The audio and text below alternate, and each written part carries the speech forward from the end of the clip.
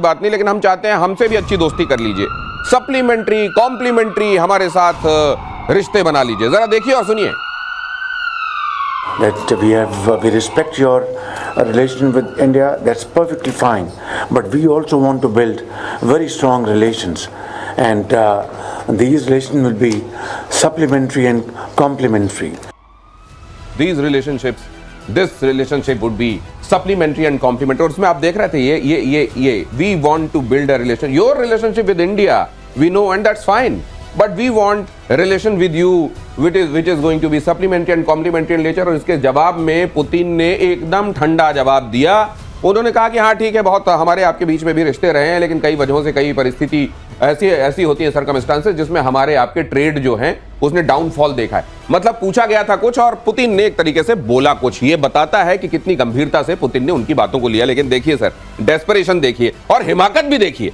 जय हिंद दिनेश। पहले तो मैं आपको थोड़ा वो खड़े थे, मोदी और पुतिन जा रहे थे, वो हाथ जोड़ के ऐसे कर रहे थे और ये लोग तो उधर देखे भी नहीं चले गए। अब उसके आगे तो देखिए बायलैटरल मीटिंग किया इन्होंने मोदी जी के जाने के बाद। अब ये सर यहाँ पे ये जरा बॉडी लैंग्वेज देखिए, ये देखिए यहाँ पे कहना आपका जो भारत के साथ रिश्ता है, यहाँ पर वो बोल रहे हैं भारत के साथ, तो वो ठीक है। अब देखिएगा ऐसे करके वो कहेंगे लेकिन मैं आपके साथ, मतलब ये जो वन ऑन वन रिश्ते की ये देखिए यहाँ पर कि भारत के साथ आपके संबंधों का हम सम्मान करते हैं, बिल्कुल सही है, लेकिन ये हम आपके साथ रिश्ता ये जो बताने के। और बाय द वे ये मैं इतना भावावेग में आ गया ये सब देखने के बाद कि मैंने मेहमानों से, हालांकि आप जानते हो परिचय के मोहताज नहीं है, जनरल सिन्हा मेरे साथ मौजूद है, कैप्टन श्याम हमेशा की तरह। सर ये मुझको इसमें हिमाकत, मतलब आप जानते हैं आप किससे बात कर रहे हैं लेकिन चांस ले रहे हैं आप।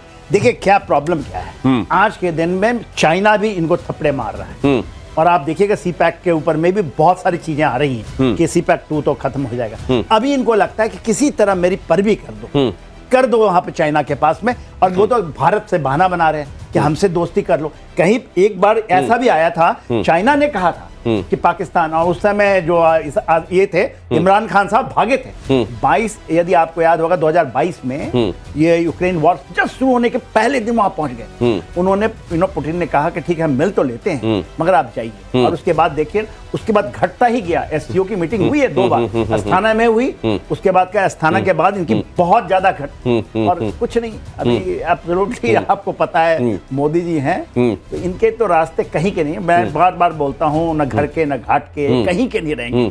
चाइना से गया, अमेरिका खैर वो मुझसे जुड़ना चाहते हैं, किसी तरह जुड़ जाए, वो तो नहीं हो। लेकिन मुझे ये लग रहा है कि अपने शाम इस तरीके से जब जाके आप पुतिन के सामने बैठ रहे हैं तो जाहिर है आपके दिमाग में कुछ प्रिपरेशंस होती होंगी, आपने सोचा हुआ होता आप क्या बोलेंगे। भारत के संदर्भ में भी आपको बोलना पड़ गया, चाहते तो वो सीधे अपनी बात कर सकते थे।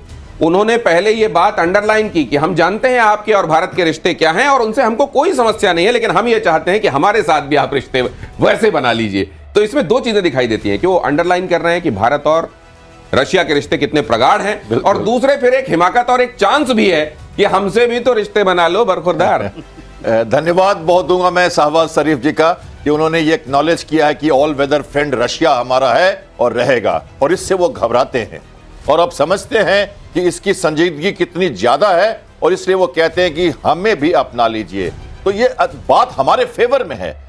उन्होंने हमारी प्रगाढ़ मित्रता पर एक ठप्पा लगाया और कहा हम भी हैं राह में, तो वो राह में खड़े हैं, और राह में खड़े होने वाले को पुतिन जैसे शातिर खिलाड़ी पूरी तरह से नजरअंदाज करते हैं। ये हमने देखा है उनकी बॉडी लैंग्वेज से, और हम जानते हैं कि ये जब चाइना गए हैं, जब वहां पे जब चाइना गए हैं जहां पर एक कंबाइंड प्लेटफॉर्म है और उनको मौका मिला पुतिन से मिलने का। मैंने पहले भी कहा था कई लोग वहां पे इसलिए गए हैं कि वो सिर्फ एससीओ में नहीं गए हैं, वो अपनी बायलैटरल बातें करना चाहते हैं, अपनी बहती गंगा में हाथ धोना चाहते हैं। तो ये हाथ धोने वाली बात मैं देखता हूं, लेकिन शातिर हैं हमारे पुतिन, और भारत और रशिया की मित्रता बहुत ऊपर है। इन सबों से कुछ नहीं होने वाला। गिड़गिड़ाने की, मांगने की आदत है, एक बार फिर मांग लिया गया क्योंकि आदत है, कोई दे ना दे हाथ तो सामने पसारो। एक बार सामने फिर से पसार दिया गया और आगे देखिए भारत पर अमेरिकी टैरिफ का तगड़ा जवाब।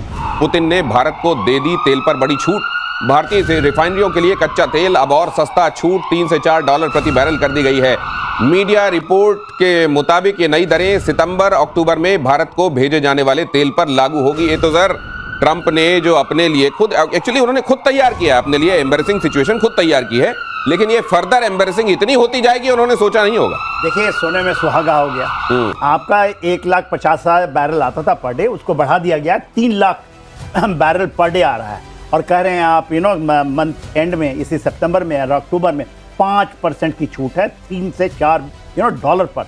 तो देखिए, और ये भारत सरकार ने ये मुकर्रर किया है जो 3 से 4 पर बैरल आएगा, आपको मुनाफा आएगा। जो हमारा ट्रेड में इम्बैलेंस हुआ था, जितने भी छोटे मझले कद के जो हैं उनको, वो पैसा उनको जाएगा। ये मुनाफा ना तो भारत सरकार को आ रहा है, ना लोग जो इसको खरीद रहे हैं, जो रिफाइन कर रहे हैं। तो देखिए आप कैसे गेम को खेलते हैं और कैसे चीज़ों को उठाते हैं। और ये केवल नहीं, भारत का ये मास्टर स्ट्रोक है, और भारत और यहाँ मोदी और पुतिन का मास्टर स्ट्रोक है। आप डबल कर देते हैं, 1,50,000 से 3 लाख बैरल, $5 पर बैरल कम।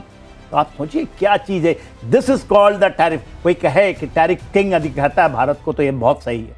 नहीं, लेकिन सर अब दूसरी बात मेरे को ये समझ में आ रही है कि देखिए वो जो हर चीज को ये उनको ये लग रहा है दुनिया में कहीं भी कुछ हो रहा है उनके खिलाफ साजिश हो रही है, उनके खिलाफ षड्यंत्र हो रहा है। आज देखा आपने उनका ट्वीट ट्रम्प का कि thank you, I wish you all the best for conspiring against US, ये उनका मंतव्य था। ये जिसका भाव हो उसको सामने सामने ये खबर दिखाई दे रही हो कि हमको ठेंगा और उधर भारत को डिस्काउंट, तो उनको लग क्या रहा होगा। देखिए 6 दिन से तो गायब थे। कोई कह रहा था कि भाई वो खुद कह रहे हैं, उन्होंने एक ट्वीट किया कि शायद लोगों ने यहां तक डाल दिया कि ट्रम्प साहब नहीं रहे इस दुनिया में। बहुत सारे लोग ये कह रहे थे। हाँ, बहुत लोग कह रहे हैं कि दुनिया में नहीं रहे थे, क्या आ गए। उसके बाद कहते कि पूरी दुनिया हमारे पीछे पड़ गई। अरे भाई 2 महीना पहले तो आप ऐसे उछल रहे थे कि पूरी दुनिया के पीछे। वो कहते या तो टैरिफ बढ़ेगा या तो हमें क्या क्या बातें बोलते रहे। और देखिए आपने घुटने में तो गिरा ही दिया, घुटने में अब गिड़गड़ा ही रहे ना कि भारत से दोस्ती कर लो अभी नहीं। लेकिन जो विश्व के महान नेता होते हैं उनकी खूबी ये होती है कि किसी भी एक्शन का फॉल आउट क्या होने वाले हैं, इसके रेमिफिकेशंस क्या हैं, वो वक्त से बहुत पहले पढ़ लेते हैं। तो क्या ट्रंप को ये मालूम नहीं था कि उनकी इन हरकतों पे उनके तरफ क्या बूमरैंग होने वाला है, कैप्टन श्याम? और देखिए ऑयल की बात कर रहे हैं तो इस पे तो हमने थोड़ी सी गैप करके और फिर से अपना वापस जो किराल कंपनी है उसके साथ हमारे लोगों ने समझौता कर लिया है, और उन्होंने रियायत दी है हमको, अगले 3 सितंबर अक्टूबर के लिए हमें रियायत दे दी है। और एक्चुअली देखा जाए तो अमेरिका तो 3 बैरल जो ज्यादा बढ़ा के प्रीमियम हमसे ले रहा है, तो वो तो कह रहा है कि हम आपको, हमसे जो ऊर्जा तुम लोगे वो हम तुमको ज्यादा प्रीमियम पे देंगे। लेकिन ऐसी बातें करने के बाद अगर व्यवसायिक बात करते हो, अगर ट्रंप कहते हैं कि हम इकोनॉमिक नेशनलिज्म की बात करते हैं, अगर व्यापार की बात करते हैं, तो इन सब में क्या प्रॉब्लम है? जो सस्ता तेल देगा हम उससे खरीदेंगे, हमें कोई खिसियाने की जरूरत ही नहीं। हाँ, अगर आप डील में भरोसा करते हो तो क्या आपके लिए डील है, बाकी सब अपने अपने हितों की। अब आपने सवाल पूछा कि क्या ट्रंप को ये पता नहीं था, आपने ये सवाल किया ना कि ट्रंप को क्या पता नहीं था, कितने वो थे अनाड़ी थे कि उनको नहीं पता लगा कि इसका क्या होगा। देखिए वो तो जीत रहे, ये तो आप मान के चलिए किस तरह से लोग घुटने में पड़ गए। पूरा यूरोप कह दिया, उन्होंने आए हाँ हम आए कि हम निवेश भी करेंगे। इवन आपका जापान $550 बिलियन करेगा और कहता 90% जो प्रॉफिट हम लेंगे। ये तो भारत ने, जब आपने मोदी जी ने दिखाई दम तो हो गए सारे चित। एक्चुअल है आपके जवाब का यही तो है, ये असल भारत ने दिखाया है दम। ट्रंप के कोड़े के आगे बाकी सब नतमस्तक हो रहे थे और उनको लग रहा था कि उनकी ये चाल हर जगह कामयाब होती चली जाएगी। वही पैंतरा उन्होंने भारत के साथ जब चला, उनको वापस एक तरीके से जवाब मिला है। और अब ऐसा जवाब मिला है कि ना तो उनसे उगलते बन रहा है, ना निगलते बन रहा है। और पाकिस्तान की कमर तोड़ने की तैयारी में चीन है। कैसे, जरा ये भी देख लीजिए। चीन ने सीपेक 2 के लिए रखी मुश्किल शर्तें। चीन ने कहा सीपेक का दूसरा चरण तभी आगे बढ़ेगा जब पाकिस्तान चीनी नागरिकों की और संपत्तियों की सुरक्षा की गारंटी देगा। चीन सीपेक के जरिए पाकिस्तान के ग्वादर बंदरगाह को अपने शिनजियांग प्रांत से जोड़ने के लिए एक सड़क निर्माण कर रहा है। हालांकि यह परियोजना भ्रष्टाचार, बजट